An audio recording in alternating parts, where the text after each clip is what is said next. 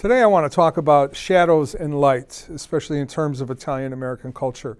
Where have we been in the shadows and where have we shown the light? This is particularly important because of what has been going on with the Guido and the Jersey Shore controversies and so on. And I think one of the great things about those experiences is that they've forced us to begin talking about this idea of our image. And if you look at the past of Italian-American culture, most of what we have created has remained in the shadows. And what has come to light is most of what we have not created. We can take a look at the African-American community and how they moved away from minstrel show behavior, which was the first way that they were able to get into entertainment.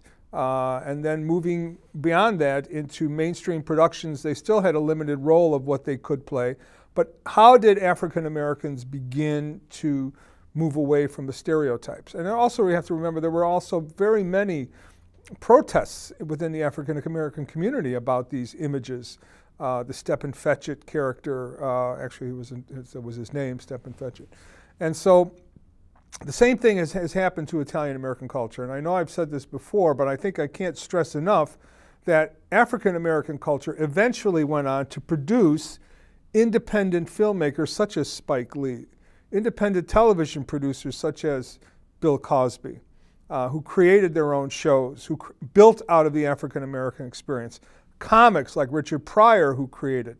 And what they did was they took what was in the shadow of their culture and moved it into the light. And this is exactly what Italian Americans need to do. We try to do it many times. We try to do it at festivals. We try to do it with calendars of Italian American heroes and so on. But it just doesn't work. We have been flapping the defamation arm and kind of in a defensive posture. And we forgot it takes two arms to fly if we're going to fly, or it takes two wings to fly.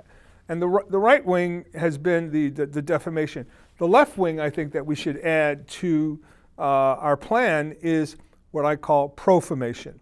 And that means taking what was in the shadows of Italian American culture and bringing it into the light. Why was it in the shadows to begin with? It wasn't in the shadows for Italian Americans. They knew what was good about their culture. You had Farfariello, Eduardo Migliaccio, who gave Italian theater.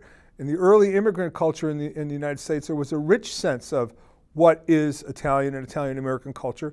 And someone like Farfariello played with this. He played with the idea of the immigrant. He made fun of them.